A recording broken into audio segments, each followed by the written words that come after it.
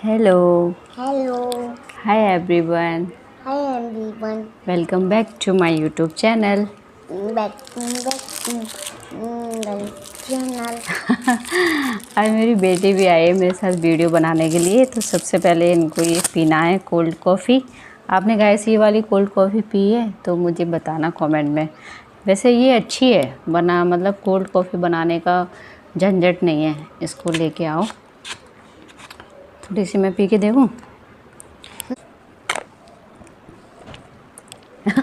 चलो मैं पहले पी लेती हूँ फिर हम बात करते हैं। लो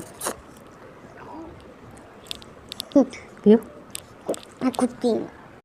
hello guys, welcome back to my YouTube channel. कैसे हैं आप सब? आप अच्छे होंगे और मैं भी बहुत अच्छी हूँ। अपने घर में सब स्वस्थ होंगे, मस्त होंगे। हर हर महादेव सभी को। तो गाइस कल मैंने जो ब्लॉग बनाया था कि फर्स्ट ट्राइमेस्टर मेरा कैसा गया और क्या क्या लक्षण थे बेबी बॉय के टाइम पे, उसी का ये नेक्स्ट पार्ट है। तो मैं जल्दी से शुरू करती हूँ, नहीं तो वीडियो बहुत ज़्यादा बड़ी हो जाएगी। क्या क्या सिम्टम्स थे वो मैं बताती हूँ। मैंने जो एंड किया था वो एंटी स्कैन पे एंड किया था कि मेरे बेबी का नोज़ बोन नहीं दिख रहा था। तो उसके बाद फिर हम आफ्टर 1 वीक जब हम गए थे डॉक्टर के पास तो उन्हें फिर से मतलब स्कैन किया था। तो 1 हफ़्ता तो मेरा वो मैंने बता ही दिया था कि बहुत बहुत ज़्यादा डिफ़िकल्ट टाइम था मेरा, बहुत मुश्किल से निकला था।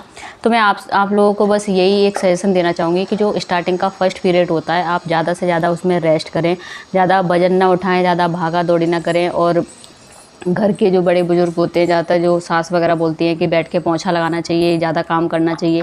नहीं, ये अगर आप पहले का ज़माना कुछ और था, अभी का ज़माना कुछ और है। अगर आपको डॉक्टर जिस तरीके से रिकमेंड करता है आपको उसी के तरीके से चलना चाहिए, अपने हिसाब से नहीं चलना चाहिए, नहीं तो फिर मिसकैरेज भी हो सकता है। ऐसे कई सारे केसेस भी मैंने सुने हैं, जैसे सीढ़ियाँ वगैरह चढ़ के जाते हैं जल्दी जल्दी से वजन उठा के कपड़े डालने वहाँ पे, तो फिर पैर फिसल जाए या कुछ भी हो जाए तो मिसकैरेज हो सकता है उस चांस में।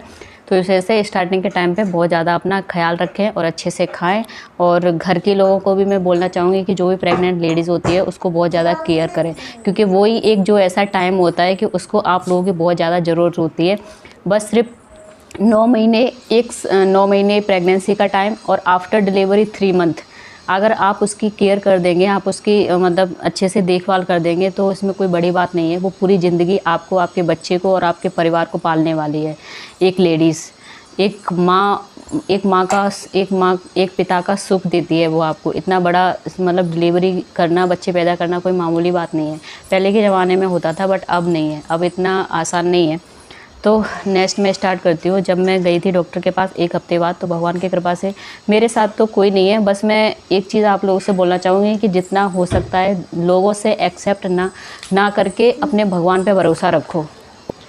ये सारी चीज़ें जो होती है ना, हमारी डिलीवरी नॉर्मल होगी या ऑपरेशन से होगी, ये सब हमारे ऊपर डिपेंड नहीं करता, सब कुछ भगवान के ऊपर डिपेंड करता है। भगवान की मेरे ऊपर इतनी कृपा थी भोलेनाथ की कि मेरी दोनों डिलीवरी नॉर्मल हुई है। मैं दिन रात यही प्रे करती थी कि मेरी डिलीवरी नॉर्मल हो। मैं डिलीवरी के ऊपर एक अलग से ब्लॉग बनाऊँगी कि मैंने क्या क्या किया था, किस तरीके से मेरी डिलीवरी नॉर्मल हुई है, वो मैं अलग से बनाऊंगी। तो जब मैं डॉक्टर के पास गई तो भगवान की कृपा से 1 हफ्ते बाद मेरा वो नोज़ बोन जो एंटी स्कैन मैंने करवाया था उसमें सब कुछ अच्छा आया था।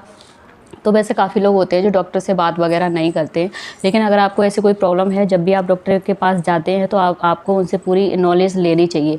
तो मैंने उनसे पूछा था कि लेकिन जो मेरे टाइम पे जो अल्ट्रासाउंड करती थी जो मैडम, वो सच में बहुत अच्छी डॉक्टर थी। मैं उनको पूछती थी ना तो वो सारा बता देती थी। मैं उस टाइम पे मशीन कुछ काम नहीं कर रही थी, तो उन्होंने वो जो अल्ट्रासाउंड जो निकालते हैं ना ब्लैक एंड वाइट कलर का, वो नहीं निकला था। फिर पर्सनल उन्होंने मेरा फ़ोन लिया, बोला कि अल्लाह वो अपना फ़ोन दे दो, मैं तुम्हें फ़ोन में फ़ोटो खींच के दे देती हूँ। वो मेरे फ़ोन में आज भी है वो फ़ोटो। उसने मुझे दिखाया, पूरा बेबी दिखाया कि ये देखो बेबी की आइस है, ये नोज़ है, ये वो है। तो मेरी आंखों में उस टाइम भी आंसू आ गए। मैं तो बहुत ज़्यादा डर गई थी। मुझे लगा कि मेरे बेबी का नोज़ बोन नहीं है। बोले नहीं, ऐसा नहीं होता है। कभी कभी क्या होता है कि टाइम कम होता है, जैसे 12 वीक का हो गया तो 3 महीने के बाद कराना चाहिए ये टेस्ट। अगर टाइम से पहले अगर हम करा लेते हैं तो बच्चे की ग्रोथ अच्छे से नहीं हो पाती है। तो इस वजह से कुछ बॉडी के पार्ट्स होते हैं वो अल्ट्रासाउंड में नहीं आ पाते। तो इसमें घबराने वाली कोई बात नहीं है, आप बाद में भी वो टेस्ट करवा सकते हैं, कुछ दिन बाद करवा सकते हैं।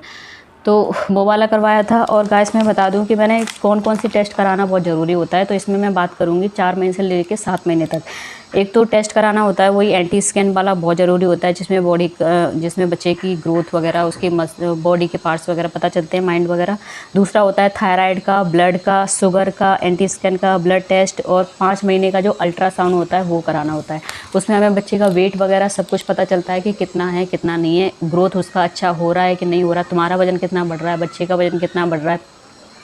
ये सारी चीज़ें हमें 5वें महीने के अल्ट्रासाउंड में पता चलती है, तो वो भी बहुत कराना बहुत ज़रूरी है। भगवान की कृपा से मैंने सारे टेस्ट कराए हैं। और मेरी प्रेगनेंसी थोड़ी क्रिटिकल इसलिए रहती थी क्योंकि मेरा ब्लड ग्रुप निगेटिव है।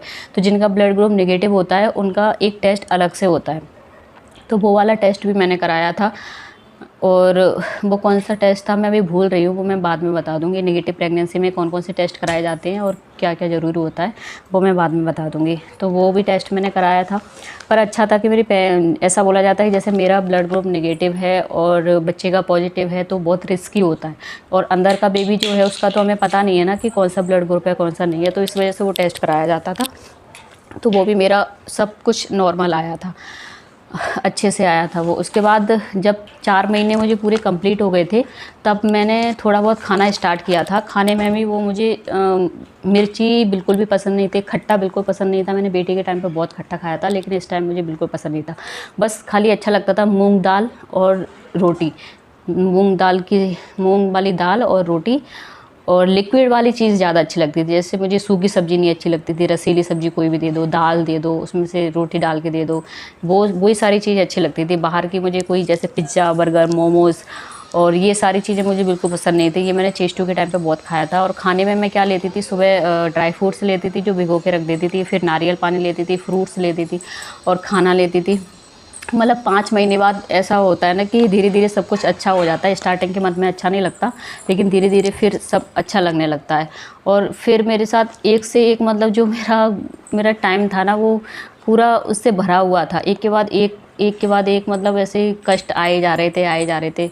उसके बाद फिर जब जैसे ही 3 महीने कंप्लीट हुए तो बेबी बड़ा होगा ना, ग्रोथ होगी ना उसकी। तो मेरा जो बेबी था ना वो स्टार्टिंग से बहुत डाउन था एकदम बिल्कुल लो। तो फिर जब मेरे से बिल्कुल भी खड़ा नहीं हुआ जाता था, मैं बिल्कुल खड़ी नहीं हो पाती थी। अगर 5 मिनट भी खड़ी हो जाऊँ तो मुझे बहुत तेज़ दर्द होने लगता था। फिर इधर हस्बैंड का भी पैर टूट गया था, उनके पैर में फ्रैक्चर था, तो कोई था भी नहीं सपोर्ट के लिए। हम ही दोनों थे और काम भी करना है, बच्चे को भी देखना है। फिर मेरे हस्बैंड ने मेरे लिए बेल्ट मंगवाई थी, जो प्रेगनेंसी टमी सपोर्टर बेल्ट आती है। अगर किसी को चाहिए होगा तो वो मेरे पास है, मैं लिंक दे दूँगी, मैंने अमेज़न से मंगाई थी। उस बेल्ट को लगा के मैं जब खड़ी होती थी, काम करती थी, तो मैं आराम से कर लेती थी। 2-3 घंटे मैं आराम से खड़ी रहती थी। मतलब ऐसे बेली को ऐसे नीचे से सपोर्ट दे के रखते थे तो मैं रिलैक्स वेल रहती थी। अगर जैसे छोड़ दो तो बहुत दर्द होता था। फिर मैं डॉक्टर को दिखाने गई तो डॉक्टर ने बोला कि आपको बेड रेस्ट की ज़रूरत है, नहीं तो फिर वाटर वगैरह लीकेज हो जाएगा या वाइट डिस्चार्ज होगा तो उससे प्रॉब्लम हो जाएगी, मिसकैरेज का चांस रहेगा। तो इसलिए आपको 5 से लेकर 7 महीने तक बेड रेस्ट करना है। अब मैं बेड रेस्ट कैसे कर सकती हूँ, मेरे पास एक बच्चा है, हस्बैंड भी है, तो मैं तो बेड रेस्ट नहीं कर सकती थी। फिर मैंने क्या किया, डॉक्टर की बात को मान लिया क्योंकि वो भी बहुत ज़रूरी है। लेकिन जब बोलते हैं ना खुद पे बीतती है तो सब कुछ हो जाता है। फिर मैं क्या करती थी कि मैं मतलब रेस्ट कर के काम करती थी। मैं रेस्ट करते करते काम करती थी। जैसे अगर मैं थोड़ी देर खड़ी रह गई, 1-2 घंटे खड़ी हूँ, काम कर रही हूँ, फिर अगर प्रॉब्लम हो रही है तो मैं लेट जाती थी।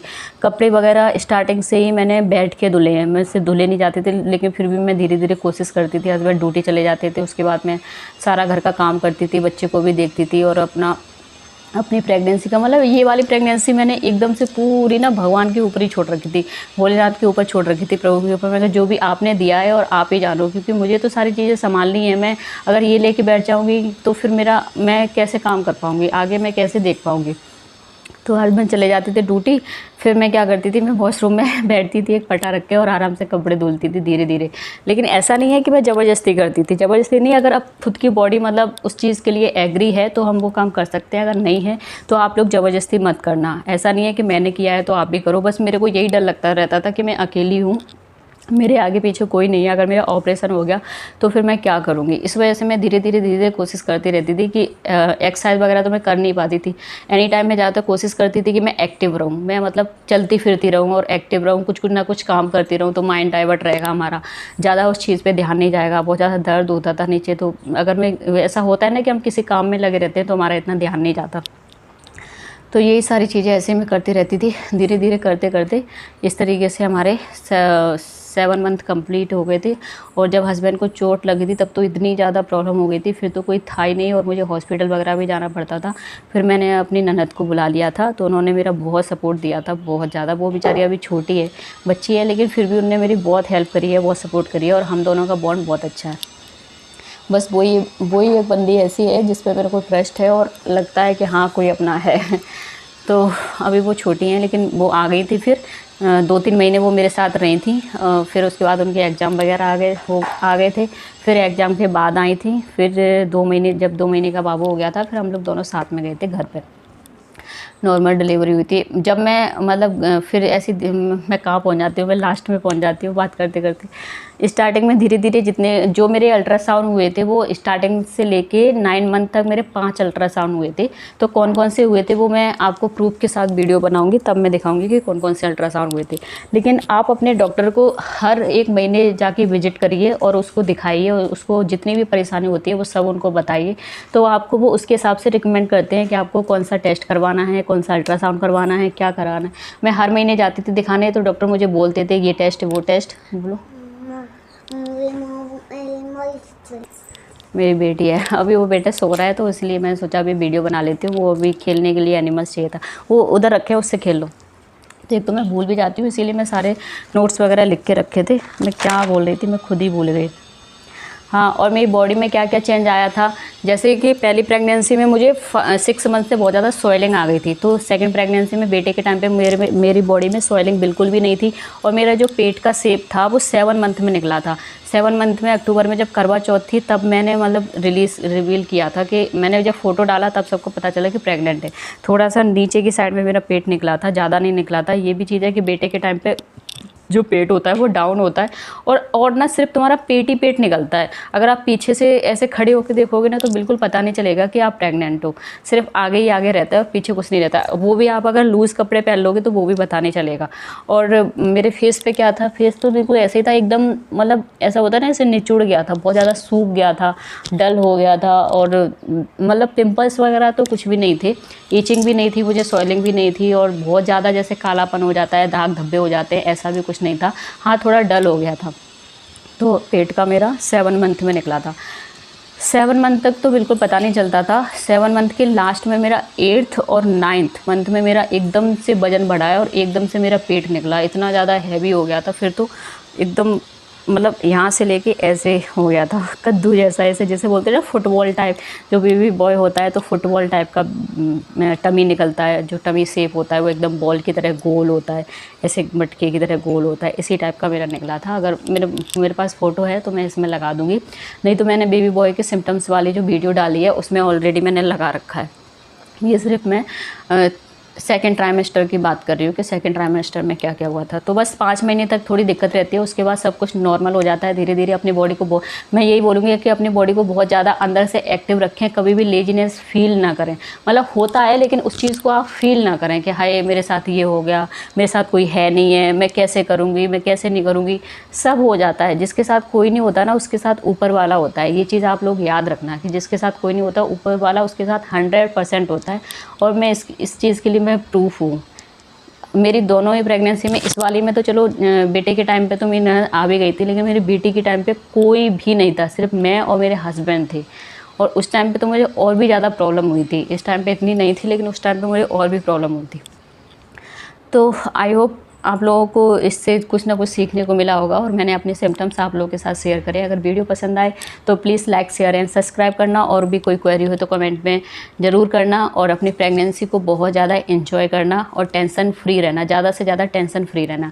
मिलते हैं कल एक और नेक्स्ट व्लॉग में, तब तक के लिए बाय बाय। हर हर महादेव।